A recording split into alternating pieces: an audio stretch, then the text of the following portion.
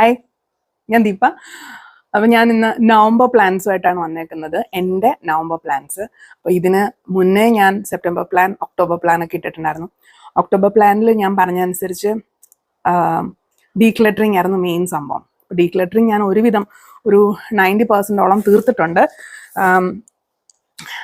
ഇത് ഞാൻ ഡീക്ലറ്റർ ചെയ്യാനായിട്ട് യൂസ് ചെയ്ത ഒരു ലിസ്റ്റാണ് കേട്ടോ. ഇത് നിങ്ങൾക്കും ഹെൽപ്ഫുൾ ആവുമെന്ന് ഞാൻ പ്രതീക്ഷിക്കുന്നു. ഇതെന്നാന്ന് വെച്ചാൽ നമ്മൾ ഓരോ റൂമായിട്ട് എഴുതി വെച്ച് ആ റൂമിൻ്റെ ഓരോ കള്ളികളും പിന്നെ ഓരോ ഡ്രോസ്, ഓരോ ഏരിയാസ്. ഇപ്പോൾ ചില ഏരിയാസ് ഉണ്ടല്ലോ, നമ്മുടെ തുണി കൂട്ടിയിടുന്നൊരു സ്ഥലം, ആ ഏരിയ ഉൾപ്പെടെയുള്ള കാര്യങ്ങൾ ഞാനിങ്ങനെ ലിസ്റ്റ് ചെയ്തു. എന്നിട്ട് അത് ബേസ് ചെയ്തിട്ട് ഞാനിങ്ങനെ ഓരോന്നായിട്ട് ചെയ്ത് തീർക്കുമായിരുന്നു. അപ്പം ഇതിൽ നിങ്ങൾക്ക് കണ്ടറിയാം, ഓൾമോസ്റ്റ് തീർന്നിട്ടുണ്ട്. എന്ന് വെച്ച് കംപ്ലീറ്റ്ലി തീർന്നു ഇല്ല, ഓൾമോസ്റ്റ് തീർന്നിട്ടുണ്ട്.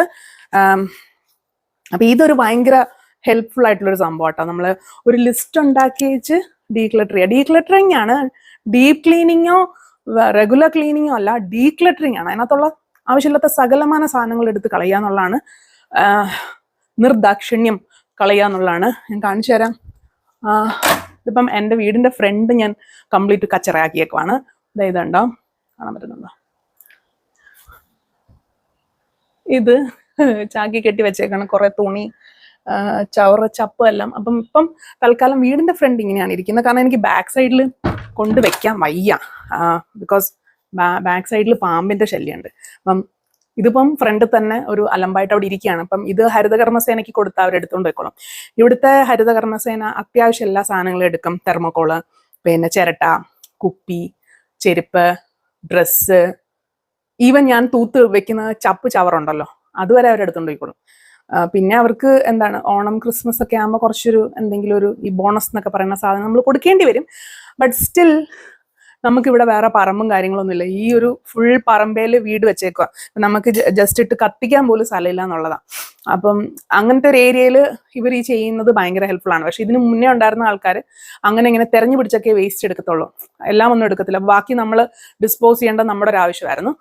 അപ്പൊ ഇപ്പം ഇങ്ങനെയൊക്കെ ചെയ്തു കഴിഞ്ഞാൽ അവര് ഇടയ്ക്കാണെങ്കിലും വരും. അപ്പൊ റെഗുലർ ആയിട്ട് വരുന്നതിന് പകരം നമ്മളിപ്പോൾ ഇടയ്ക്ക് വിളിക്കുവാണെങ്കിൽ അവർ ഇത്രയൊക്കെ ഉണ്ടെങ്കിൽ അവർ വന്ന് എടുത്തിട്ട് പൊക്കോളും. അപ്പൊ അതൊരു ഹെൽപ്ഫുൾ സംഭവമാണ്.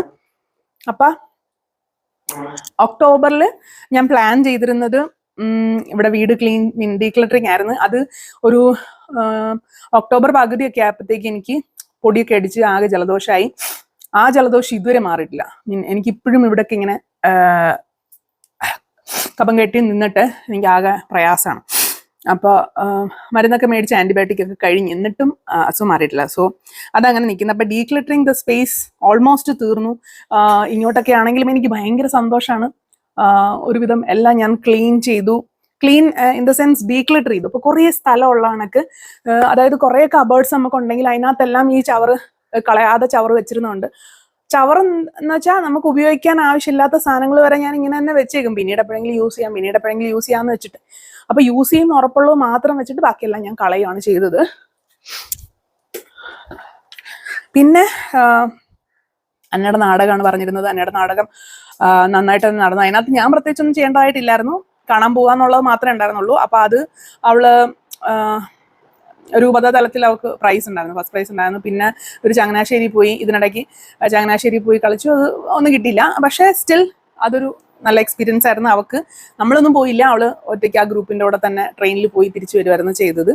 ആനിയുടെ എക്സാം ഒരു പഞ്ചവത്സര പദ്ധതി പോലായിരുന്നു. ആനിയുടെ എക്സാം ഹാഫ് ഇയർലി, അത് ഏതാണ്ട് ഒക്ടോബർ ഫസ്റ്റ് വീക്ക് സ്റ്റാർട്ട് ചെയ്തിട്ട് അവസാനം വരെ, അതായത് ഈ കഴിഞ്ഞ ആഴ്ച വരെ ഉണ്ടായിരുന്നു. അപ്പം എന്തുവാ, എനിക്ക് വേറെ ഒന്നും ചെയ്യാൻ പറ്റൂല. ഞാൻ ഇവിടെ ഒന്നും പഠിപ്പിക്കാറില്ല, പരീക്ഷയുടെ തലേന്നേ പഠിപ്പിക്കാറില്ല. അപ്പൊ ഇത് നമുക്കൊരു ഭയങ്കര ഒരു മെന്റൽ ക്ലട്ടർ സാധനമായിരുന്നു ഈ ഒരു സംഭവം തീർക്കുക എന്നുള്ളത്. അപ്പൊ അതും കഴിഞ്ഞ ആഴ്ച കൊണ്ട് തീർന്നു. പിന്നെ എൻ്റെ ബ്രസ്റ്റ് എക്സാമിനേഷനും അതുപോലെ റിങ് പെസറി ചേഞ്ച് ചെയ്യേണ്ട സമയമൊക്കെ ആയിരുന്നു. അത് ഞാനിങ്ങനെ നീക്കി കൊണ്ടുവന്ന് അവസാനം കഴിഞ്ഞ ആഴ്ച അതും ചെയ്തു. അപ്പം കുറേ നമ്മുടെ കാര്യങ്ങൾ മാറി. അപ്പം ഈ ബ്രസ്റ്റ് എക്സാമിനേഷൻ്റെ കാര്യം പറയുകയാണെങ്കിൽ അത് ദയവായിട്ട് നിങ്ങൾക്ക് പറ്റുമെങ്കിൽ പോയിട്ട് റെഗുലറായിട്ട് ഒരു 40 കഴിയുമ്പോഴത്തേക്ക് നമ്മൾ റെഗുലറായിട്ട് പോയിട്ട് എക്സാം ചെയ്യുക. കാരണം ഒത്തിരി ഫാക്ടറിനെ ബേസ് ചെയ്തിട്ട് എപ്പോഴാണ് ഇത് ഫസ്റ്റിലെ കണ്ടുപിടിച്ചാൽ നമുക്ക് അത്രയും നല്ലതാണ്. ഒത്തിരി ഈ ബ്രസ്റ്റ് ക്യാൻസർ എന്നൊക്കെ പറയുന്നത് ഏറ്റവും ലാസ്റ്റ് സ്റ്റേജിലാണ് മിക്കവരും കണ്ടുപിടിക്കുന്നത്. ഇപ്പം എനിക്ക് സത്യം പറഞ്ഞ ഒരു ചെറിയ ഒരു സിസ്റ്റ് പോലെ ഒരു ചെറിയ മുഴ പോലെ ഉണ്ട്. അത് ഞാനായിട്ട് എത്ര നോക്കിയിട്ടും എനിക്ക് ഒന്നും മനസ്സിലാവാറില്ല. ഞാൻ നോക്കുമ്പോൾ എനിക്ക് കിട്ടാറുമില്ല. പക്ഷെ ഡോക്ടർ എപ്പോഴും പറയും ഇതുണ്ട്, അവിടെ ഇരിപ്പുണ്ട്. ഇപ്പോൾ കഴിഞ്ഞ മാസം ഒരു 4 മാസം മുന്നേ നോക്കിയപ്പോൾ ഉണ്ടായിരുന്നത് ഇപ്പോഴും ആ സ്റ്റേജിൽ തന്നെ ഇരിക്കും. എനിക്ക് വേദനയൊന്നുമില്ല. അപ്പോൾ നമ്മൾ പോയിട്ട് അൾട്രാസൗണ്ട് എടുത്ത് നോക്കി. അപ്പം അതിനകത്ത് എന്തോ സ്റ്റിൽ അവിടെ ഇരിപ്പുണ്ട്. പക്ഷെ നമുക്ക് പിന്നെ 4 മാസം കഴിഞ്ഞ് നോക്കാം. അപ്പം അതിൻ്റെ വലിപ്പം ഇതിനെയൊക്കെ ബേസ് ചെയ്തിട്ട് നമുക്ക് റിസ്ക് ആണോ അല്ലയോ എന്നുള്ളത് നമുക്ക് നോക്കാൻ പറ്റുന്നൊരു കാര്യമാണ്. സോ അത് കുറച്ച് സീരിയസ് ആയിട്ട് എടുത്തിട്ട് ആൾക്കാർ ഈ ഒരു എവിടാന്ന് വെച്ച് കഴിഞ്ഞാൽ അവിടെ പോയിട്ട്, ഇപ്പോൾ ട്രിവാൻഡ്രത്താണെങ്കിൽ ഞാൻ പറഞ്ഞിട്ടുണ്ട് സ്നേഹിത ഫൗണ്ടേഷനിൽ അവർ ഫ്രീ ആയിട്ടാണ് ഈ ഒരു ചെക്കപ്പ് നടത്തുന്നത്. പക്ഷെ ലിമിറ്റഡ് ആയിട്ടുള്ള ഇത് ഉണ്ടാവത്തുള്ളൂ, അപ്പോയിൻമെൻറ്റ്സേ പറ്റത്തുള്ളൂ. എല്ലാ ദിവസവും 4:30 to 5:30 അല്ലെങ്കിൽ 6 അവർ അവിടെ ചെയ്യുന്നുണ്ട്. ഇപ്പം ബ്രസ്റ്റ് ക്യാൻസർ അവയർനെസ് വീക്കാണ്, അവയർനെസ് മന്ത് ആണ് ഈ ഒക്ടോബർ എന്ന് പറയുന്നത്. അതിൻ്റെ ഭാഗമായിട്ട് ഒത്തിരി ക്യാമ്പും കാര്യങ്ങളൊക്കെ സംഘടിപ്പിക്കുന്നതിനെ ബേസ് ചെയ്തിട്ട് ഈ മാസം അടുത്ത മാസമൊക്കെ നമുക്ക് പോകാവുന്നതാണ്. അല്ല ഇയർ ലോങ് നമുക്ക് പോകാം. പക്ഷെ അത് ഒന്ന് കാര്യമായിട്ട് തന്നെ എടുത്ത് അതിൻ്റെ ടെസ്റ്റും കാര്യങ്ങളൊക്കെ ചെയ്യാനായിട്ട് നോക്കാം കേട്ടോ. അപ്പം ഞാൻ ഇത് പറഞ്ഞതിൻ്റെ ഇടയ്ക്ക് ഇത് പറഞ്ഞു പോയെന്നേ ഉള്ളൂ. പിന്നെ ഉള്ളത് ഞാൻ ബർത്ത്ഡേയുടെ കാര്യം നിങ്ങൾ കണ്ടു കാണുമായിരിക്കും. ബർത്ത്ഡേയുടെ ഒരു ഡ്രസ്സ് ഞാൻ തയ്ച്ചു, പക്ഷേ അതിൻ്റെ വീഡിയോ എടുക്കാൻ വിട്ടുപോയായിരുന്നു. അതൊരു റയോൺ ക്ലോത്ത് ആയിരുന്നേ, റയോണിൽ ചെയ്തിട്ട് അതിൽ ഫാബ്രിക് പെയിൻ്റാണ് ഞാൻ ചെയ്തത്. പിന്നെ അത് വെച്ച് ഞാനൊരു ഡാൻസും ചെയ്തിട്ടുണ്ട്, ഡാൻസ് റീൽ ചെയ്തിട്ടുണ്ടായിരുന്നു. അതെല്ലാവരും കണ്ടു, ഒത്തിരി സപ്പോർട്ട് തന്നു, അതിൽ ഒത്തിരി സന്തോഷം. ഞാൻ കഴിഞ്ഞ ഒക്ടോബർ പ്ലാനിൽ ഞാൻ പറഞ്ഞിട്ടുണ്ടായിരുന്നു. പക്ഷെ ഞാൻ സ്പെസിഫൈ ചെയ്തിട്ടില്ല. എനിക്കൊരു കാര്യം ചെയ്യാനുണ്ട്, പക്ഷെ ഞാനത് പറയുന്നില്ല, കാരണം ചെയ്യാൻ പറ്റില്ല, നാണക്കേടാവും എന്ന് പറഞ്ഞാണ് ഞാനത് നിർത്തിയത്. പക്ഷെ അതും ചെയ്യാൻ പറ്റി. പിന്നെ അൺഎക്സ്പെക്റ്റഡ് ആയിട്ട് നമ്മൾ ചെയ്തൊരു കാര്യം, ഞാനിവിടെ അടുത്ത ഒരു പെയിൻറ്റിങ് ക്ലാസ്സിന് പോയി ചേർന്നു എന്നുള്ളതാണ്. അത് ചേർന്നു, പക്ഷെ എനിക്ക് പിന്നെ പോകാൻ തോന്നുന്നില്ല ഇപ്പം. ഞാനതിൽ അവിടെ എനിക്ക് തോന്നുന്നു രണ്ട് പെയിൻറ്റിങ്സ് കംപ്ലീറ്റ് ചെയ്തു. ഫസ്റ്റത്തെ ഒരു വളരെ ബേസിക് ആയിട്ടുള്ളൊരു സംഭവമായിരുന്നു. പിന്നെ ഫസ്റ്റ് പെയിൻറ്റിങ് ഞാൻ കംപ്ലീറ്റ് ചെയ്തുകൊണ്ടിരിക്കുന്നു, കംപ്ലീറ്റ് ആയിട്ടില്ല, ഇനിയും ഉണ്ട് കുറച്ചും കൂടെ. അതിൻ്റെ ഞാൻ സൈഡിൽ കൊടുത്തേക്കാം ഇപ്പോഴത്തെ പ്രോഗ്രസ്സേ. സംഭവം അവിടെ ചെന്ന് കഴിഞ്ഞാൽ എനിക്ക് ഓക്കെയാണ്. പക്ഷെ ഞാൻ ഇവിടുന്ന് ഇതിന് പോണല്ലോ എന്ന് ആലോചിച്ചിട്ട്, അതായത് ട്യൂസ്ഡേ തേഴ്സ്ഡേസ് വൈകിട്ട് 4:30 അപ്പോൾ ഇതിന് പോണല്ലോ എന്ന് ആലോചിക്കുമ്പോൾ ഞാൻ എന്തിനാ എനിക്ക് വയ്യ, ഓരോ പുതിയ കമ്മിറ്റ്മെന്റ്സ് എനിക്ക് എടുക്കാൻ വയ്യ, ഞാൻ എന്തിനിത് പോയി തലവെച്ച് കൊടുത്തു, എങ്ങനെയൊക്കെയുള്ള ചിന്തകളാണ് എപ്പോഴും. അപ്പോൾ അതൊരു സൈഡിൽ കൂടെ നടക്കുന്നുണ്ട്. ചിലപ്പോൾ ഞാനത് ഇടയ്ക്ക് വെച്ച് നിർത്തുമായിരിക്കും. ഞാൻ ഈ കഴിഞ്ഞ ദിവസം കൂടെ പോയപ്പോൾ ഞാൻ നിർത്താൻ പോവാം എന്ന് പറഞ്ഞുകൊണ്ടാണ് ഞാൻ അങ്ങോട്ട് ചെന്നത്. എനിക്കറിയത്തില്ല ഇത് കണ്ടിന്യൂ ചെയ്യുമെന്ന്. ചെല്ലുമ്പോൾ പുതിയ ടെക്നിക്സ് പഠിക്കുന്നുണ്ട്, പുതിയ കാര്യങ്ങൾ പഠിക്കുന്നുണ്ട്, അതൊക്കെ ശരിയാണ്, സന്തോഷമുണ്ട്. അല്ലെങ്കിൽ ആ ഒരു 1.5 മണിക്കൂർ നമ്മൾ വേറെ ഒന്നിനെ പറ്റി ആലോചിക്കില്ല. ഈ വർക്ക് എങ്ങനെ കംപ്ലീറ്റ് ആക്കാം, അല്ലെ ഇതെങ്ങനെ കുറച്ചും കൂടെ പെർഫെക്റ്റ് ആയിട്ട് തീർക്കാം, അല്ലെ കൈ വിറയ്ക്കാതെ നമുക്ക് ഓരോ ഡീറ്റെയിലിംഗ് എങ്ങനെ കൊടുക്കാം, അല്ലെ ബ്രഷ് നമുക്ക് എങ്ങനെ നമ്മുടെ കയ്യിൽ നിർത്താം എന്നൊക്കെയുള്ള കാര്യങ്ങൾ നമ്മൾ ആലോചിക്കുന്നത് നല്ലതാ. പക്ഷെ ഇപ്പം 4:30 പോണ്ട ഞാൻ 2:30 തൊട്ട് ഞാൻ ആലോചിക്കും, അല്ലെങ്കിൽ ചിലപ്പോൾ രാവിലെ തൊട്ടേ ഞാനിങ്ങനെ ആലോചിക്കും എന്ത് ചെയ്യും. ഇനി അവിടുത്തെ ഫാൻ ഓഫ് ആക്ക്, ലൈറ്റ് ഓഫ് ആക്കടി, എന്ത് ചെയ്യും ഞാൻ. അപ്പോൾ വേറെ ഒരു കാര്യം ചെയ്യാൻ പറ്റത്തില്ല, നമ്മൾ കംപ്ലീറ്റ്ലി 4:30 പോകണമല്ലോ, 4:30 ഇങ്ങനൊരു ഇത് വരുന്നതുകൊണ്ട് എനിക്കത് ചെയ്യണോ, അതങ്ങ് കംപ്ലീറ്റ്ലി ഒഴിവാക്കിയേക്കാം എന്നൊക്കെയുള്ള ചിന്തയാണേ. അപ്പം അങ്ങനെ ഒരു സംഭവം. പിന്നെ ഞാൻ പറഞ്ഞായിരുന്നല്ലോ ഡിസംബറിൽ നമുക്കിവിടെ ഒരു കല്യാണം വരുന്നുണ്ട് വീട്ടിൽ. അപ്പം കല്യാണത്തിൻ്റെ ഡ്രസ്സും കാര്യങ്ങളും ഇനി തുണിയൊക്കെ എടുത്തു വെച്ചിട്ടുണ്ട്. ഇനിയിപ്പോൾ അത് പയ്യെ തയ്ച്ചു തുടങ്ങണം. പിന്നെ ജലദോഷം ഇതുവരെ തീർന്നിട്ടില്ല, അത് ഒന്ന് കംപ്ലീറ്റ് ആയിട്ട് തീർന്നാലേ എന്തെങ്കിലും കാര്യത്തിലൊക്കെ ഒരു അല്ലെങ്കിൽ ഇടപെടൽ നടക്കത്തുള്ളൂ. പിന്നെ പുതിയ സീരീസ് ഞാൻ സ്റ്റാർട്ട് ചെയ്തു, അൺഫോൾഡിങ് മൈ മെമ്മറീസ്. 2 വീഡിയോസ് ഇട്ടിട്ടുണ്ട്. വലിയ റെസ്പോൺസ് ഒന്നും ഇല്ല, ബട്ട് സ്റ്റിൽ അത് റിലേറ്റ് ചെയ്യാൻ പറ്റുന്നവർക്കൊക്കെ റിലേറ്റ് ചെയ്യാൻ പറ്റുന്നുണ്ട്. അതൊരു പോഡ്കാസ്റ്റ് പോലെ കേൾക്കേണ്ട സാധനമാണല്ലോ, അതെങ്ങനെ ഇരുന്ന് കേൾക്കാനോ കാണാനോ ഒന്നുമില്ല. ജസ്റ്റ് എൻ്റെ മെമ്മറീസ് ഒക്കെ ഇങ്ങനെ പറഞ്ഞു പോകുന്നു. എനിക്ക് തന്നെ ഒരു സന്തോഷമാണ്. ഒന്നുമില്ല, എൻ്റെ അനിയനും അനിയത്തിക്കും ഒക്കെ അത് കേൾക്കുമ്പോൾ അവരുടെ പഴയ കാര്യങ്ങളൊക്കെ ഓർത്തെടുക്കാനുള്ളൊരു സംഭവമാണ്, അത്രേ ഉള്ളൂ. അല്ലാതെ ഒരു വലിയ സംഭവം ഒന്നല്ല. എനിക്ക് വീഡിയോ ഐഡിയാസ് ഇല്ലാത്തതുകൊണ്ട് ഞാൻ ചെയ്യുന്നതാണ്. ഇതിനിടയ്ക്ക് വേറെ വീഡിയോസ് നമ്മൾ ഇത് ചെയ്ത പോലെ നമ്മൾ ചെയ്യുന്നതായിരിക്കും കേട്ടോ. അപ്പം അത്രയാണ് കഴിഞ്ഞ മാസത്തെ കാര്യങ്ങൾ. ഞാൻ വിചാരിച്ചതിൽ കൂടുതലും ഞാൻ ചെയ്തെന്ന് തന്നെ പറയാം. ഞാനിപ്പം ഭയങ്കരമായ ടാർഗറ്റും കാര്യങ്ങളും ഒന്നും വെക്കുന്നില്ല. വളരെ സിമ്പിളായിട്ട് ഒരു സ്ലോ ലൈഫ് എന്നുള്ളൊരു കൺസെപ്റ്റിൽ പോയിക്കൊണ്ടിരിക്കുകയാണ്. അതായത് ഒത്തിരി ഹറി ആവാതെ നമ്മൾ കുറച്ചും കൂടെ ഒന്ന് സ്ലോ ഡൗൺ ചെയ്യുക എന്നുള്ളൊരു ഉദ്ദേശത്തിൽ പോകാനാണ് വിചാരിച്ചേക്കുന്നത്. അപ്പം അങ്ങനെ തന്നെ അത് പോകുന്നുണ്ട്, കുഴപ്പമില്ലാണ്ട്. ഞാൻ തപ്പി നടന്നത് തുണി അവിടെ ഇരിക്കുന്നു, അത് കണ്ടപ്പോഴാണ് ഞാൻ കുറേ നേരമായിട്ട് ഈ ഡീക്ലട്ടർ ചെയ്തപ്പോഴൊന്നും കാണാത്ത സാധനം അവിടെ ഇരിക്കുന്നുണ്ടപ്പോഴത്തേക്ക് എനിക്ക് സന്തോഷമായോ, അതവിടെ ഇരിപ്പുണ്ടെന്ന്. ഓക്കെ, അപ്പം നമുക്ക് നവംബർ പ്ലാൻസ് നോക്കാം. അപ്പം നവംബറിലെ പ്ലാനിങ് എന്ന് പറയുമ്പം നമ്മുടെ അൺഫോൾഡിങ് മൈ മെമ്മറീസ് എന്ന് പറയുന്ന ആ ഒരു സീരീസ് കണ്ടിന്യൂ ചെയ്ത് പോകുക.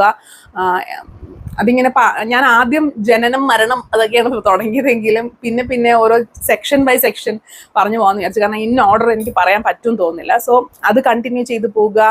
പിന്നെ ഉള്ളത് ഡീക്ലട്ടറിങ്. ഞാൻ പറഞ്ഞില്ലേ, ഈ ലിസ്റ്റ് തീർന്നിട്ടില്ല, ഇനിയുണ്ട്. അതിൽ മെയിനായിട്ടും അന്നയുടെ റൂമാണ്. അങ്ങോട്ടേക്ക് കയറാൻ പറ്റും, അനിയുടെ അവരുടെ റൂമാണ്, അതിലേക്ക് കയറാൻ പറ്റുമോ എന്ന് എനിക്ക് അറിഞ്ഞൂടാ. അപ്പം ഇവർ സ്കൂളിൽ പോകുന്ന സമയം അനുസരിച്ച് നമ്മളെ അഡ്ജസ്റ്റ് ചെയ്ത് കയറി അതൊന്ന് സെറ്റാക്കുക എന്നുള്ളതാണ് വേറൊരു സംഭവം. പിന്നെ ഉള്ളത് ഡ്രസ്സ് തയ്ച്ച് തുടങ്ങുക എന്നുള്ളതാണ്. ഇത്രയും സാധനങ്ങൾ ഞാൻ വാങ്ങിച്ചു വെച്ചിട്ടുണ്ട് നമ്മുടെ കല്യാണത്തിന് വേണ്ടിയിട്ട്. അത് ഞാൻ ജസ്റ്റ് ഒന്ന് കാണിച്ചു തരാം. ഇത് ആനിയുടെ ഗൗണിന് വേണ്ടിയിട്ടുള്ള ആനിയുടെ കല്യാണത്തിൻ്റെ ഗൗണാണ് കേട്ടോ. ഇതൊരു തീമാണ് അവരുടെ. ഈ ഫ്ലവർ ഗേൾസ് പോലല്ല എങ്കിലും പിള്ളേരെല്ലാം എല്ലാവരും ഒരേപോലത്തെ ഡ്രസ്സ് എന്നുള്ളത് ഈ ഒരു കളർ എങ്ങാണ്ടാണ് പറഞ്ഞത്. നമുക്ക് കറക്റ്റ് കളർ എടുക്കാൻ പറ്റിയിട്ടില്ല, കാരണം പകുതി പേര് അവിടെയും പകുതി പേര് ഇവിടെയാണ്, പിന്നെ കുറേ പേരൊക്കെ പുറത്താണ്. അപ്പോൾ അവർക്കുള്ളത് ഒരു സെക്ഷൻ എടുക്കും. ഇപ്പം ആനിയുടെ ഞാൻ തന്നെ തയ്ക്കുന്നതുകൊണ്ട് ഞാൻ ആ ഒരു അപ്രോക്സിമേറ്റ് കളർ വെച്ചിട്ട് എടുത്തു. ഇത് അന്നയ്ക്ക് ബർത്ത്ഡേക്ക് തയ്ച്ച പോലത്തെ ഒരു ഗൗൺ, അത് തയ്ക്കാൻ വേണ്ടിയിട്ടാണ് ഇത് എടുത്തേക്കുന്നത്. പിന്നെ ഇതാണ് എൻ്റെ കല്യാണത്തിന് ഞാൻ ഉടുക്കാൻ ഉദ്ദേശിക്കുന്ന സാരി. കല്യാണത്തിന് എല്ലാവരും പേസ്റ്റൽ കളർ സാരി അല്ലെങ്കിൽ പേസ്റ്റൽ കളർ എടുക്കണം എന്നുള്ളതാണ് പറഞ്ഞേക്കുന്നത്. അപ്പോൾ ഇത് ഓൾറെഡി എൻ്റെ കയ്യിൽ ഇരുന്നതാ. ഇത് എൻ്റെ അനിയത്തി എനിക്ക് വാങ്ങിച്ചു തന്നാണ് ഈ ഒരു സാരി. ഇതൊരു ടസർ, എനിക്കറിയത്തില്ല ഇതിലെങ്ങനെ വരുന്നെന്ന്. ഇതൊരു ടസർ സിൽക്കാണ്. ഇതിലിങ്ങനെ ചെറിയ ചെറിയ ഒരു ഉള്ളിത്തൊലിയുടെ കളറാട്ടോ. ഇങ്ങനെ ചെറിയ ബൂട്ടാസ് വരുന്നുണ്ട്, ചെറിയൊരു ഇത് കണ്ടോ, കസവൊന്നും അല്ല, ഇത് ഒരു ടസറിൻ്റെ സാരിയാണ്. ഇതിൻ്റെ ബ്ലൗസ് തയ്ക്കണം, അത്രേ ഉള്ളൂ. പിന്നെ ഇത് പെയർ ചെയ്യാനായിട്ടുള്ള ഇതെങ്ങനെ ഇത് പെയർ ചെയ്ത് വരും എന്നുള്ളത് ഒന്ന് തീരുമാനിക്കണം. പിന്നെ മനസ്സമ്മതത്തിന് ഞാൻ എൻ്റെ മനസ്സമ്മതത്തിന് ഉടുത്ത സാരി തന്നെയാണ് ഉടുക്കുന്നത്. കാരണം ഞാൻ ആലോചിച്ചേ, ആദ്യം ഞാൻ സാരി പുതിയ മേടിക്കാമെന്ന് വിചാരിച്ചു. പിന്നെ ഞാൻ നോക്കിയപ്പോൾ ഇവിടെ 2 പെട്ടി നിറച്ച് സാരി ഇരിപ്പുണ്ട്. ഒരു സാരി പോലും ഞാൻ എവിടെയും ഉടുക്കാൻ എനിക്ക് അവസരമില്ല. ഞാനിപ്പോൾ പള്ളിയിലാണെങ്കിലും സാരി ഉടുത്ത് പോകാറില്ല. വല്ല ഫംഗ്ഷൻ ആണെങ്കിൽ പോലും ഞാൻ മിക്കവാറും പെട്ടെന്ന് അവസാന നിമിഷം സാരി എല്ലാം മാറ്റി ചുരിദാറിട്ടിട്ട് പോകും. സോ സാരി ഒത്തിരി ഇരിക്കുന്നു, എന്തിനാ വെറുതെ ഒത്തിരി മേടിച്ച് കളയുന്നതെന്ന് വിചാരിച്ചിട്ട് ഞാൻ എൻ്റെ മനസ്സമ്മതത്തിൻ്റെ സാരി തന്നെയാണ് ഉടുക്കുന്നത്. ഇതൊരു ബനാറസി ടൈപ്പ്, പക്ക ബനാറസി ഒന്നും അല്ല, പക്ഷെ ഇതാണ് ഞാൻ എൻ്റെ മനസ്സമ്മതത്തിന് കൊടുത്ത സാരി. ഇതെൻ്റെ മുന്താണിയാണ്. മനസ്സമ്മതത്തിന് കൊടുത്തിട്ട് പിന്നെ എനിക്കൊന്ന് 2 തവണ കണ്ട് കൊടുത്തിട്ടുണ്ട്. പിന്നെ ഞാനത് കൊടുത്തിട്ടേ ഇല്ല.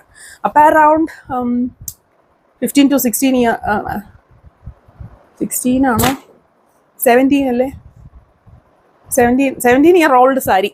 ഓക്കെ, പക്ഷെ നല്ല രസമാണ്. അതിന് ബ്ലൗസ് ഇല്ല, ബ്ലൗസൊക്കെ ചെറുതായിപ്പോയി. സോ ഞാൻ അപ്പോൾ ഇതാണ് മനസ്സമ്മതത്തിന് ഞാൻ കൊടുക്കാൻ പോണ സാരി. അതിനുള്ള ബ്ലൗസ് ഞാൻ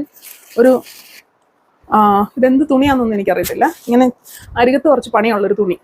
ഓക്കെ, ഒരു ക്രീം കളർ. അപ്പം ഈ ഒരു തുണി ഒരു ഷൈനിങ് ഒക്കെ ഉള്ളതാണേ. ഇതും കൂടെ ചേരുമോന്നൊക്കെ ചോദിച്ചു കഴിഞ്ഞാൽ ചേരുമൊക്കെ ചെയ്യും, അത് ചേരേണ്ട രീതിയിൽ ചേർക്കണം. സോ ഇതാണ് ബ്ലൗസിൻ്റെ തുണി. ആ ബ്ലൗസ് ഇച്ചിരി വെറൈറ്റി ആയിട്ടൊക്കെ ചെയ്യണം. എനിക്കറിഞ്ഞില്ല, ഓൾട്ടോ നെക്കൊക്കെ ചെയ്യണം എന്നുള്ളതാണ് എൻ്റെ ഒരു പ്രതീക്ഷ. അറിയില്ല ചെയ്യാൻ പറ്റുമെന്ന്.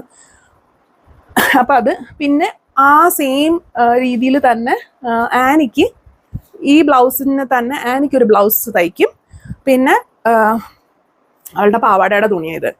അപ്പോൾ അവൾക്കും അന്നയ്ക്കും കൂടെ ഒരുമിച്ച്, അതായത് എൻ്റെ സാരി മാച്ച് ചെയ്യുന്ന രീതിയിൽ. ഇത് ബിജുവിൻ്റെ സെലക്ഷനാണ് കേട്ടോ. അതായത് ബിജു തന്നെയാണ് ഈ സാരി ഉടുത്താൽ മതി എന്ന് പറഞ്ഞത്. ഞാൻ ഇവിടുത്തെ സാരിയെല്ലാം ഇങ്ങനെ നിരത്തിച്ച് കാണിച്ചപ്പോൾ ബിജു പറഞ്ഞാൽ ഇത് തന്നെ എടുക്കുക, ഇതാണ് നല്ലത്. അങ്ങനെ ഇതിന് കറസ്പോണ്ടിങ് സാരി സാരിയല്ല, തുണി പോയി എടുത്തതാ. പക്ഷെ ഇത് കറക്റ്റ് 3.5 മീറ്റർ എങ്ങാണ്ടേ ഉള്ളൂ. അപ്പം അന്നയ്ക്കും കൂടെ ഒരു കുർത്ത തയ്ക്കാൻ പറ്റത്തില്ല. സോ നമ്മൾ വേറെ നമ്മുടെ വിചിത്ര സിൽക്കിന്റെ മെറ്റീരിയല ഇതും തമ്മിൽ ചെറിയ വ്യത്യാസം, ചെറിയ ഡിഫറൻസ് ഉണ്ട്. അപ്പൊ ഇത് രണ്ടും കൂടെ കമ്പൈൻ ചെയ്തിട്ട് ഇവർക്ക് രണ്ടുപേർക്കും ഡ്രസ്സ്, അതായത് അന്നയ്ക്ക് ഒരു കുർത്ത, പിന്നെ ആനിക്ക് ഒരു സ്കേർട്ട്, ലോങ് സ്കേർട്ട്, ഒരു അംബ്രല കട്ട് സ്കേർട്ട്. അത് ചിലപ്പോൾ ഇത് രണ്ടും കൂടെ മിക്സ് ചെയ്തിട്ടോ എങ്ങനെയെങ്കിലും അത് ചെയ്യണം. അപ്പം അതാണ് അതും. പിന്നെ നമ്മുടെ ആ ബ്ലൗസും, അതാണ് അതിൻ്റെ പരിപാടി. തീർന്നു, ഇത്രയുള്ള പരിപാടി. അപ്പം ഇത്രയേ ഉള്ളൂ. പിന്നെ ഞാൻ ഇതിനിടയ്ക്ക് പോയിട്ട് ഇതൊക്കെ ഇപ്പൊ തയ്യോന്ന് എനിക്ക് അറിഞ്ഞോട്ടെ. ഇത് ഇടയ്ക്ക് പോയിട്ട് ഞാൻ ഇങ്ങനെ ചുമ്മാ തെണ്ടാൻ പോകും, ചുമ്മാ പോത്തീസിൽ തെണ്ടാൻ പോകും. അങ്ങനെ പോയപ്പോൾ കണ്ട ഒരു ചുരിദാറാണ് കേട്ടോ, ചുരിദാറിന്റെ മെറ്റീരിയൽ. അതൊരു ലിനന്റെ മെറ്റീരിയലാണ്. നല്ല രസമുണ്ട്. എനിക്ക് കണ്ടപ്പോൾ ഭയങ്കരമായിട്ട് ഇഷ്ടപ്പെട്ട് ഞാൻ വാങ്ങിച്ചാ. പക്ഷെ ഞാൻ തയ്ച്ച് കുളവാക്കുമോ എന്ന് എനിക്ക് ഡൗട്ട് ഇല്ലാതില്ല. നല്ല അങ്ങനെ ഒരു സംഭവം വാങ്ങിച്ചായിരുന്നു. അത് എനിക്കിങ്ങനെ ചെന്നപ്പോൾ എനിക്ക് ഇഷ്ടപ്പെട്ടു. അതുപോലെ തന്നെ ഒരു അക്കോബയുടെ ഒരു വേറൊരു ചുരിദാർ പോകുമ്പോൾ പിന്നെ 1, 2, 3 ഒക്കെ എടുത്തോണ്ട് വരും. എടുത്തിട്ട് പിന്നെ ഇതിപ്പോൾ വാങ്ങിച്ചിട്ട് ഏതാണ്ട് ഒരു 3 മാസമായി, ഇതുവരെയും തയ്ച്ചിട്ടില്ല. അപ്പോൾ ഇതൊരു ചുരിദാർ, അക്കോബയുടെ അതൊക്കെ ഉള്ളൊരു ചുരിദാർ കേട്ടോ. അപ്പോൾ ഇതും തയ്ക്കണം. അപ്പം ഇത്രയൊക്കെ നമ്മൾ ചെറിയ ആഗ്രഹങ്ങളാണ്, ഇത്രയൊക്കെ നമ്മൾ തയ്ക്കാനായിട്ട് ഉദ്ദേശിച്ചിട്ടുള്ളൂ. പിന്നെ അമ്മയുടെ 2 സാരിയും കൂടെ ഇവിടെ തന്നിട്ടുണ്ട്. എപ്പോൾ തയ്ക്കുമോ എന്തോ.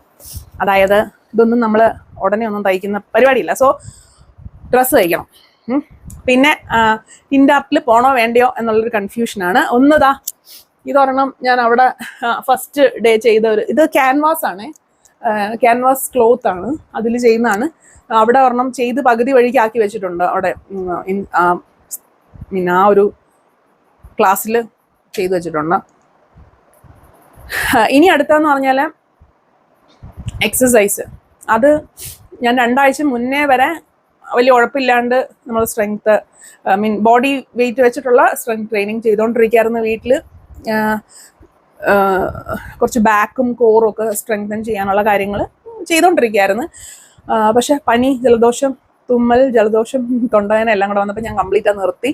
അപ്പോൾ 2 ആഴ്ചയായി സ്റ്റാർട്ട് ചെയ്യാൻ പറ്റില്ല. ഇപ്പോഴും എനിക്ക് തൊണ്ടവേദന ചെറുതായിട്ടുണ്ട്. അത് ഇപ്പം നാളെയും കൂടെ കൊണ്ട് ഇതൊന്ന് സെറ്റിൽ ആവുകയാണെങ്കിൽ തിങ്കളാഴ്ച തൊട്ട് സ്റ്റാർട്ട് ചെയ്യണം. പറ്റുമെങ്കിൽ നടക്കാൻ പോകണം. നടക്കുമോ എന്ന് എനിക്ക് അറിഞ്ഞൂടാ. അതാണ് എൻ്റെ പ്ലാൻ. അത് നവംബറിൽ സ്റ്റാർട്ട് ചെയ്യണം എന്നുള്ളതാണ് എൻ്റെ പ്ലാൻ. ഞാനിത് എനിക്ക് മനസ്സിലായത് ഈ ഒക്ടോബർ പ്ലാനിങ് അല്ലെങ്കിൽ ഇതുപോലുള്ള പ്ലാനിങ് ചെയ്യാൻ വന്നതെന്ന് വെച്ചാൽ കുറച്ചും കൂടെ ഞാൻ മോട്ടിവേറ്റഡ് ആണ്. അല്ലെങ്കിൽ എനിക്കൊരു കമ്മിറ്റ്മെന്റ് വരെ ഞാനിങ്ങനെ പറഞ്ഞല്ലോ, അപ്പൊ ഇനിയിപ്പോൾ അടുത്ത പ്രാവശ്യം പറയുമ്പം അയ്യോ ഇത് ഞാൻ ചെയ്തില്ല എന്ന് പറയുന്നത് എനിക്ക് മോശമല്ലേ. അതുകൊണ്ട് ഞാൻ ചിലപ്പോൾ ചെയ്യും. അതുകൊണ്ട് ഞാനിതെല്ലാം പറഞ്ഞേച്ച് ചെയ്യുക. പിന്നെ ഞാനിപ്പോൾ ഒത്തിരി കാര്യങ്ങൾ എടുത്ത് തലയിൽ വെച്ച് മുന്നോട്ട് പോകാൻ ഉദ്ദേശിക്കുന്നില്ല. ഇത് തന്നെ ഇപ്പോൾ ഒത്തിരി കാര്യങ്ങളാണ്. എനിക്ക് മനസ്സിലായത് നമ്മൾ ഒത്തിരി കാര്യങ്ങൾ എടുത്ത് തലയിൽ വെക്കുമ്പം ഒരു കാര്യവും നടക്കുന്നില്ല, ഒന്നിലും ഒരു സന്തോഷം ഇല്ല എന്നുള്ളതാണ്. അപ്പം ചെയ്യുന്നത് സമാധാനമായിട്ട് ചെയ്യാൻ പറ്റുക എന്നുള്ളതാണ്. ഈ too many cooks spoil the broth നമ്മൾ കുഞ്ഞിൽ പഠിച്ചിട്ടില്ലേ, ആ സെയിം സംഭവം അതുപോലൊക്കെയാണ് എനിക്ക് ഫീൽ ചെയ്യുന്നത്. ഞാൻ ഒത്തിരി കാര്യത്തിൽ ഇൻവോൾവ് ആക്കി, ചളം കുളമാക്കി എന്നൊക്കെയാണ് എനിക്ക് തോന്നുന്നത്. ഓക്കെ, പിന്നെ ഉള്ളത് ഇതിനിടയ്ക്ക് ഏതെങ്കിലും ഒരു ദിവസം ഒരു സിനിമയ്ക്കോ അല്ലെങ്കിൽ ഒരു സോളോ ഔട്ടിങ്ങിനോ പോകണം എന്നുള്ളതാണ്. ഇവിടുന്ന് ഞാൻ ജസ്റ്റ് വേളി വരെയെങ്കിലും പോകണം എന്നുള്ളതാണ്. അത് ഞാൻ കുറേ നാളായിട്ട് ഇങ്ങനെ എഴുതി വെക്കുന്നതല്ലാതെ നടക്കുന്നില്ല. സോ അത് എപ്പോഴെങ്കിലും ഇനി നടക്കും. കാരണം ഇപ്പം ഞാൻ ജോലിയിൽ നിന്ന് റിസൈൻ ചെയ്തിട്ട് പിന്നെ ആ ഒരു മാസം കംപ്ലീറ്റ്ലി പിള്ളേരൊക്കെ വീട്ടിൽ തന്നെ ഉണ്ട്. സോ നമുക്ക് അനങ്ങാൻ പറ്റുന്നില്ല, എങ്ങോട്ടും പോകാൻ പറ്റില്ല. കാരണം ഒരാൾ ചിലപ്പോൾ 2 മണിക്ക് വരും, ഒരാൾ 12:30 വരും, പിന്നെ അടുത്തയാളെ 4 മണിക്ക് കൊണ്ടുവിടണം. ഒരു ഇതല്ല. അപ്പം ഞാൻ ഇനിയിപ്പോൾ എന്ന് വെച്ചാൽ ഈ മാസം എന്ന് പറയുമ്പോൾ കംപ്ലീറ്റ്ലി പിള്ളേർ സ്കൂളിൽ പോയിക്കോളും. സോ ഇവർ സ്കൂളിൽ പോയതിനു ശേഷം സമാധാനമായിട്ട് പറ്റുമെങ്കിൽ അറ്റ്ലീസ്റ്റ് വേളി വരെയെങ്കിലും പോയി ഒരു ഐസ്ക്രീം ഒക്കെ ഐസ്ക്രീം കഴിക്കണോ, തൊണ്ടനാണ്, എന്തെങ്കിലും കഴിച്ച് തിരിച്ചു വരിക. അതാണ് ഒരു ചെറിയ ടാർഗറ്റാണ്. മതി, വേളി അല്ലെങ്കിൽ മ്യൂസിയം എവിടെയെങ്കിലും ഒറ്റയ്ക്ക്, അല്ലെങ്കിൽ ഒരു സിനിമയ്ക്ക് പോവാം. ഞാൻ കഴിഞ്ഞതിന് മുന്നത്തെ മാസം ഞാൻ ലോക പോയി കണ്ടായിരുന്നു ഒറ്റയ്ക്ക്. നല്ല എക്സ്പീരിയൻസ് ആയിരുന്നു. ശരിക്കും ഭയങ്കര ഡിഫറൻസ് ആണ് കേട്ടോ. എനിക്കൊന്നും ഞാൻ വീട്ടിൽ തന്നെ ഇരുന്ന് അല്ലെങ്കിൽ ഞാൻ അതൊന്നും എക്സ്പീരിയൻസ് ചെയ്യാത്തതുകൊണ്ടായിരിക്കും എനിക്ക് അത്രയും ഒരു ഇത്. കാരണം ഇന്നലെ ഇപ്പൊ ലോക വന്നല്ലോ, അപ്പൊ ഞാൻ അത് TV-ലിട്ട് കണ്ടപ്പോൾ എനിക്ക് ആ തിയേറ്ററിൽ ഇരുന്ന് കണ്ട ഒരു എക്സ്പീരിയൻസ് ഫീൽ ചെയ്തേ ഇല്ല. ശരിക്കും തിയേറ്ററിൽ ഇരിക്കുമ്പോൾ എന്താ ഒരു അതെന്ന് വെച്ചാൽ കംപ്ലീറ്റ്ലി ഇൻ ടു ദാറ്റ് നമുക്ക് അതിൽ തന്നെ മുഴുകിയിരുന്നത് കാണാം. പിന്നെ ആകപ്പാട് എനിക്കുള്ള പ്രശ്നം എന്ന് വെച്ചാൽ ഞാൻ പോകുന്ന എപ്പോഴും ഈ ഇടദിവസമായിരിക്കും. ഇടദിവസം പോകുമ്പം കൂടി വന്ന ഒരു 10-20 പേരെ തിയേറ്ററിൽ കാണത്തുള്ളൂ. അതുകൊണ്ട് തന്നെ AC ഭയങ്കര കൂടുതലായിരിക്കും. AC കൂടുതലാകുമ്പോൾ എന്താണ്, ഇതിന്റെ മറ്റേ പീക്ക് സമയത്ത് എനിക്ക് ടോയ്ലറ്റിൽ പോകാൻ തോന്നും. പിന്നെ എനിക്ക് കൺട്രോൾ ഇല്ല. ഒന്ന് മറ്റേ ഈ യൂട്രസ് പ്രൊലാപ്സും കൂടെ ഒക്കെ ഉള്ളതുകൊണ്ട് ചെറിയ തോതിൽ എനിക്ക് പ്രഷർ ഫീൽ ചെയ്താൽ എനിക്ക് ഇരിക്കാൻ പറ്റില്ല. അപ്പം ഈ ലോഗയുടെ ആണെങ്കിലും ആ ഒരു മെയിൻ പോർഷൻ ഉണ്ടല്ലോ, ആ മെയിൻ പോർഷൻ എത്തിയപ്പോൾ, അതായത് ഇന്റർവെലിന് തൊട്ട് മുമ്പ് ഒരു മെയിൻ പോർഷൻ എത്തിയപ്പം എനിക്ക് സഹിക്കാൻ പറ്റുന്നില്ല. ഞാൻ ഇറങ്ങി ഓടി ടോയ്ലറ്റിൽ പോയി തിരിച്ചു വന്നപ്പം തിരിച്ച് കറക്റ്റ് വന്ന് സീറ്റിലിരുന്നതും ഇന്റർവെൽ. അപ്പൊ അത്രയും പോലും നമുക്ക് പറ്റിയില്ല എന്നുള്ളതാണ്. അത് മാത്രമാണ് എനിക്ക് തിയേറ്ററിൽ പോകുമ്പോൾ ഉള്ളൊരു പ്രശ്നം. ബട്ട് അപ്പൊ നല്ല സിനിമ ഉണ്ടെങ്കിൽ, നല്ല സിനിമ വല്ലതും ഉണ്ടെങ്കിൽ ഒന്ന് കമന്റ് ചെയ്യുക. പറ്റുമെങ്കിൽ ഈ മാസം പോയിട്ട് കാണാനാണ്. പിള്ളേർ പോയി കഴിയുമ്പോൾ എനിക്ക് സമാധാനമായിട്ട് 10 മണിക്കോ വല്ലതും പോയാൽ ഒരു 12-1 മണിക്കുള്ളിൽ കണ്ടു തിരിച്ചു വരാമല്ലോ. അപ്പോൾ അങ്ങനെ അത് ഒരു പ്ലാനാണ്. പിന്നെ ഫ്രണ്ട്സ് ഇങ്ങനെ ഔട്ടിംഗ് ഒക്കെ പ്ലാൻ ചെയ്യുന്നുണ്ട്. അവരെങ്ങാനും ഓക്കെ ആണെങ്കിൽ നമ്മൾ നവംബറിൽ ഒരു സ്റ്റേ അല്ലെങ്കിൽ ഒരു ഡേ ഔട്ട് നടക്കുമായിരിക്കും. അതും ഒരു പ്രതീക്ഷയാണ്. പിന്നെ ഉള്ളത് നെക്സ്റ്റ് മന്ത് അനിയത്തി വരും, ഒരു പകുതിയൊക്കെ ആകുമ്പോഴത്തേക്കും. പിന്നെ നെക്സ്റ്റ് മന്ത് കല്യാണമാണ്, അതിൻ്റെ തിരക്കുകളുണ്ട് എല്ലാം. അപ്പം അതിന് മുന്നേ ഈ മാസം ഞാനിപ്പോൾ വിചാരിച്ചേക്കുന്ന ഇത്രയും കാര്യങ്ങൾ എല്ലാം ഒന്ന് ചെയ്ത് തീർക്കണം എന്നുള്ളതാണ് പ്ലാൻ. അപ്പോൾ ഇത്രയേ ഉള്ളൂ ഇന്നത്തെ വീഡിയോ. എന്തെങ്കിലും വീഡിയോ ഐഡിയാസ് ഒക്കെ ഉണ്ടെങ്കിൽ ഒന്ന് പറയട്ടെ. ഞാൻ കുറച്ചും കൂടെ കാര്യമായിട്ട് യൂട്യൂബിൽ വീഡിയോസ് ഇടണമെന്നാണ്. ഇപ്പോൾ ഈ അൺഫോൾഡിങ് മൈ മെമ്മറീസ് പോലും ഞാൻ സ്റ്റാർട്ട് ചെയ്തെങ്കിലും എന്നെ എന്തൊക്കെയോ പുറകോട്ട് വലിക്കുക. ഇതൊക്കെ എന്തിനാ ചെയ്യുന്നത്, ഇതിപ്പോൾ ആര് കാണാനാ, എന്തിനാ വെറുതെ സമയം കളയുന്നത്, അങ്ങനെയുള്ള ചിന്തകൾ എൻ്റെ തലയിൽ കൂടെ ഇങ്ങനെ വന്നുകൊണ്ടേ ഇരിക്കുകയാണ്. സോ എന്തിലോട്ട് കാലെടുത്ത് വെച്ചാൽ എനിക്ക് ബാക്കിലോട്ട് പോകാനാണ് എനിക്ക് തോന്നുന്നത്. ഈവൻ ഡ്രോയിങ്ങിൻ്റെ ആർട്ട് ക്ലാസ്സിൽ പോകുന്നതാണെങ്കിലും വീഡിയോസ് ചെയ്യുന്നതാണെങ്കിലും ഈവൻ ഇത് തയ്ക്കാനായിട്ട് ശരിക്കും പറഞ്ഞാൽ ഞാനൊരു പ്ലാൻ ഉണ്ടാക്കി വെച്ചിട്ടുണ്ടല്ലോ. ഒന്ന് നോക്കി കാണാൻ പറ്റുന്നുണ്ടോ? ഞാനൊരു പ്ലാന് ഓൾറെഡി, അതായത് ഈ തയ്ക്കേണ്ട പ്ലാനാണ്, ഇത് ഉണ്ടാക്കി വെച്ചിട്ട് എത്ര നാളായെന്നറിയാവോ? അതായത് കഴിഞ്ഞ ആഴ്ച സ്റ്റാർട്ട് ചെയ്യേണ്ടതാണ്. കഴിഞ്ഞ ആഴ്ച സ്റ്റാർട്ട് ചെയ്യേണ്ട സാധനം ഇതുവരെ ഞാൻ സ്റ്റാർട്ട് ചെയ്തിട്ടില്ല. കാരണം എനിക്ക് പറ്റണില്ല. അതായത് എന്തോ ഒരു സ്റ്റാർട്ടിങ് ട്രബിൾ, തയ്ക്കാൻ തോന്നുന്നില്ല. പിന്നെ ഞാൻ എൻ്റെ ബർത്ത്ഡേ ഡ്രസ്സൊക്കെ എങ്ങനെ തയ്ച്ചെന്ന് എനിക്ക് തന്നെ അറിയത്തില്ല. ഒരു മൂച്ചിന് അങ്ങോട്ട് കയറി പെട്ടെന്ന് ഇവിടെ ഓൾറെഡി പിന്നെ ഇത് എന്താ പറയുന്നത്, ഇതെൻ്റെ ചുരിദാറിൻ്റെ പിഞ്ച് കീറി ചുരിദാറിൻ്റെ പാറ്റേൺ ആണേ. ഈ പാറ്റേൺ ഇവിടെ ഇരിക്കുന്നതുകൊണ്ട്, എന്നിട്ട് തന്നെ മടിയാ. അപ്പോൾ ഈ പാറ്റേൺ ഇവിടെ ഇരിക്കുന്നതുകൊണ്ട് എടുത്ത് വെച്ച് വെട്ടി തയ്ച്ച് റെഡിയാക്കി, അത്രേ ഉള്ളൂ. അപ്പോൾ എനിക്കിപ്പോൾ ഇനി കൊച്ചിൻ്റെ ഡ്രസ്സൊക്കെ തയ്ക്കാനായിട്ട് ഭയങ്കര മടി എന്ന് പറഞ്ഞാൽ ഭയങ്കര മടി. കംപ്ലീറ്റ്ലി നമ്മളങ്ങ് വെറുത്തു പോയതാണോ അതോ എന്തോ മടിയോ എന്തൊക്കെയാണ്, അപ്പോൾ നടക്കുന്നില്ല. അപ്പോൾ അത്രേ ഉള്ളൂ ഇന്നത്തെ വീഡിയോ. ഇനി കൂടുതൽ കത്തിയൊന്നും വെക്കുന്നൊന്നുമില്ല. അപ്പം ഇത് കഴിഞ്ഞിട്ട് ഞാൻ പതുക്കനെ ഇതിൻ്റെ ഒരു ഡ്രാഫ്റ്റിംഗ്, ആനിയുടെ ഡ്രസ്സിൻ്റെ പ്ലാൻ അനുസരിച്ച് തന്നെ ആനിയുടെ ഡ്രസ്സിൻ്റെ ഒരു ഡ്രാഫ്റ്റിങ്ങും പറ്റുമെങ്കിൽ കട്ടിങ്ങും ചെയ്ത് വെച്ചിട്ട് ഞാനും ആനിയും കൂടെ അന്നയുടെ സ്കൂളിൽ പോകണമെന്ന്. എനിക്ക് അവളുടെ PTA മീറ്റിംഗ് ആണ്, ടീച്ചേഴ്സിനെ എല്ലാം കാണണം. അവളുടെ സ്കൂളിൽ PTA മീറ്റിംഗ് എനിക്കൊരു പുതിയ അനുഭവമാണ്. കാരണം ഞങ്ങളിവിടെ ഓൾറെഡി ഇവർ പഠിച്ച സ്കൂളിൽ ജസ്റ്റ് പോവുക, ടീച്ചറിൻ്റെ കാര്യങ്ങൾ ടീച്ചർ പറയുന്നത് കേൾക്കുക, പിന്നെ തിരിച്ചു വീട്ടിൽ വരിക, അത്രേ ഉള്ളൂ. നമ്മൾ എല്ലാ ടീച്ചേഴ്സിനെയും ഒന്നും കാണാറൊന്നുമില്ല. ഇത് കമ്പൽസറി ആയിട്ട് എല്ലാ ടീച്ചേഴ്സിനെയും കാണണം. അപ്പോൾ അത് നല്ലൊരു കാര്യമാണ്. പക്ഷെ ടൈം ഒത്തിരി പോവും. അപ്പം 1:30 പോയാൽ ഒരു 3 മണി 4 മണി ആകുമ്പോഴേ നമുക്ക് തിരിച്ചു വരാൻ പറ്റത്തുള്ളൂ. പക്ഷെ സ്റ്റിൽ നല്ലതാ. അതുപോലെ നമ്മളിപ്പോൾ ഏതെങ്കിലും ഒരു വിഷയത്തിൽ ഫെയിൽ ആവുകയാണെങ്കിൽ പ്രിൻസിപ്പളിനെ കാണണം എന്നുള്ളത് നിർബന്ധമാണ്. അതും ഒരു നല്ല സംഭവമാണ്. അതായത് നമ്മൾ കുറച്ചും കൂടെ, കുട്ടികളത് എത്രത്തോളം എങ്ങനെ എടുക്കും എന്നറിയത്തില്ല, പേരൻസും അതെങ്ങനെ എടുക്കുമെന്ന് അറിയത്തില്ല. പക്ഷെ അങ്ങനെ ഫെയിൽ ആവുകയാണെങ്കിൽ കാണണം എന്നൊരു കമ്പൽസറി ഉണ്ട്. കുറച്ചും കൂടെ സീരിയസ് ആവും. പക്ഷെ എനിക്ക് തോന്നുന്നു സീരിയസ് ആവേണ്ട പിള്ളേർ എപ്പോഴും സീരിയസ് ആവും. അല്ലാത്തവർ അവരുടെ മൈൻഡ് സെറ്റ് ചേഞ്ച് ചെയ്യാൻ ഇച്ചിരി ബുദ്ധിമുട്ടാണ്. It's okay. അപ്പം അതൊരു പുതിയ അനുഭവമാണ്. അത് നമ്മളിപ്പോൾ തൊട്ട് മുന്നേ ഉള്ള എക്സാം കഴിഞ്ഞപ്പോൾ നമ്മളെ എങ്ങനെ വിളിച്ചിട്ടുണ്ടായിരുന്നു. ഒരുവിധപ്പെട്ട എല്ലാ എക്സാം കഴിയുമ്പോഴും വിളിക്കും. പക്ഷെ ഞാൻ ഓർക്കുന്നത് ഇവിടെ 10ൽ ആകെ മെയിൻ എക്സാം പിന്നെ മോഡൽ എക്സാം, ആ സമയത്ത് ഹാഫ് ഇയർലിയും പിന്നെ മോഡൽ എക്സാമിന് മാത്രം കണ്ടേ വിളിച്ചിട്ടുള്ളായിരുന്നു. എന്നിട്ട് പോലും നമ്മൾ ടീച്ചറിനെ കാണാനോ സംസാരിക്കാനോ നിൽക്കുകയാണെങ്കിൽ ഒത്തിരി നേരം നമ്മൾ നിൽക്കേണ്ടി വരുന്നു. ഇവിടെയും ഒത്തിരി നേരം നിൽക്കണം, പക്ഷേ ഇൻ ഓർഡറാണ്. അത് വരുന്ന ഓർഡറിൽ തന്നെ അവരങ്ങ് വിളിച്ച് ഇരുത്തും. അതായത് നമ്മളിപ്പം ഓരോ ടീച്ചേഴ്സ് ഓരോ റൂമിലിരിക്കും. നമ്മൾ അങ്ങോട്ട് ചെന്ന് കഴിഞ്ഞാൽ നമ്മളൊരു സ്ലിപ്പ് ഉണ്ട്, ആ സ്ലിപ്പ് കൊടുത്താൽ ആ സ്ലിപ്പ് അവരെടുത്ത് കയ്യിലിങ്ങനെ പിടിച്ചേക്കും അടുത്ത്.